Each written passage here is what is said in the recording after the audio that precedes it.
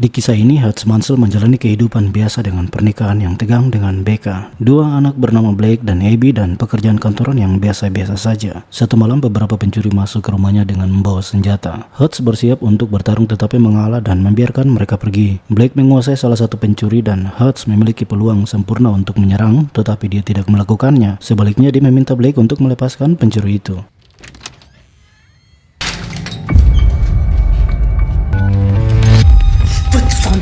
Cash.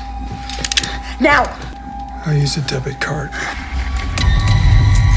Semua orang melihat Hutz sebagai orang yang gagal, tapi Hutz mengungkapkan kepada saudaranya Harry bahwa dia menahan diri karena senjata pencuri itu diturunkan. Hutz dan Harry berbicara melalui radio tersembunyi di kantor Hutz. So tell me about last night. There were two of them, a man and a woman.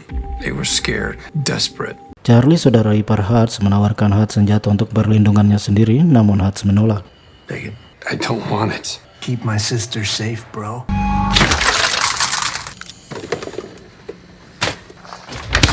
Hutz memberikan tawaran kepada Eddie, ayah mertuanya, untuk membeli bisnisnya. Tapi itu bukan tawaran yang bagus. I do.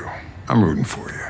Malam berikutnya, Abby mengungkapkan bahwa gelangnya hilang dan dia berusaha menemukannya. Hutz mencurigai pencuri dari malam sebelumnya karena dia mengenali tato di salah satu pencuri dan menemukan ruang tamu tempat mereka mendapatkannya. Setelah melacak pencurinya, Hutz meminta mereka mengembalikan gelang itu, tapi dia menyadari mereka tidak memilikinya dan pergi. Luis, a comer. The kitty cat bracelet. Saat berada di dalam bus menuju pulang, sekelompok preman naik ke dalam bus dan dia memukuli mereka dengan brutal. What are you still doing here, old man? I'm gonna fuck you up.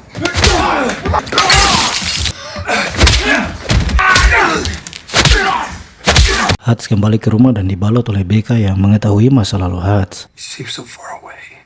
I miss you. Teddy, salah satu preman yang dipukuli di bus, adalah saudara laki-laki Yulian Kuznetsov, seorang pengusaha kejahatan Rusia yang menjaga uang Obshek, masa perbendaharaan umum yang digunakan untuk menyelesaikan perselisihan. Who did this to my brother? How can I find this man?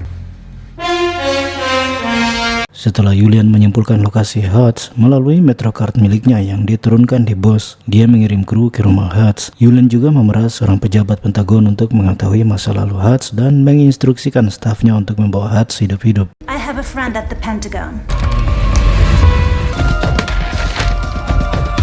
I'm out, no need to pay.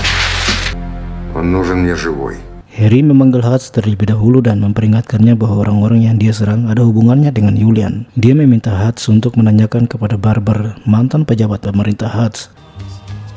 Gentlemen, What, pray tell, may we do for you? what can you tell me about Yulian Kuznetsov? Short story long. Hutz menyembunyikan keluarganya, membunuh para penyerang, dan mengungkapkan bahwa dia adalah mantan auditor, seorang pembunuh yang dipekerjakan oleh badan intelijen.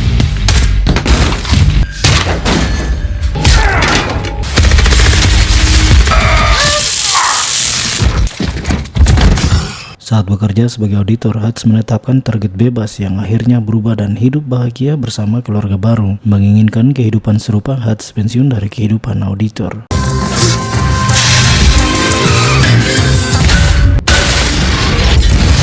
Hutz mengirim keluarganya ke tempat aman, mengambil emas dan uang tunai yang tersembunyi dan menemukan gelang itu di bawah sofa. Dia membakar rumahnya untuk membuang para pembunuh yang mati dan mencuri Dodge Challenger milik tetangganya. What a wonderful world. And I think to myself, Sementara itu, dua pembunuh datang ke panti jompo ayahnya David, di mana mereka segera dibawa keluar.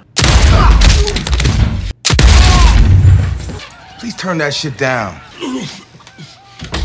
Hutz menggunakan emas tersebut untuk membeli pabrik fabrikasi logam milik ayah mertuanya, membakar uang Obshek milik Yulian, dan kemudian mulai memasang jebakan di seluruh pabrik.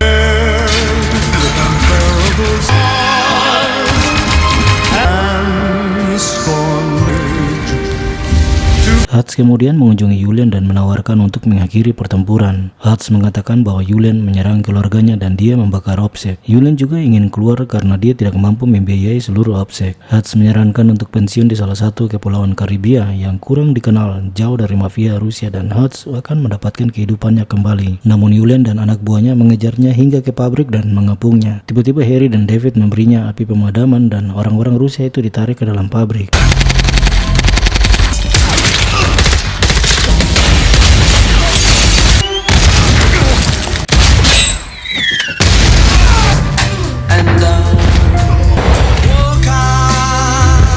Menggunakan berbagai senjata dan jebakan mematikan yang telah ia siapkan, Hutz membunuh mereka semua.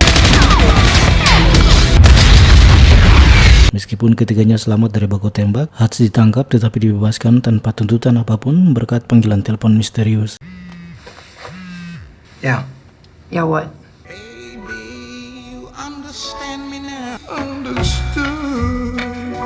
3 bulan kemudian, saat membeli rumah baru bersama istrinya, Hutz menerima telepon yang menyatakan jasanya masih diperlukan. Terima kasih telah menonton dan sampai jumpa. For you.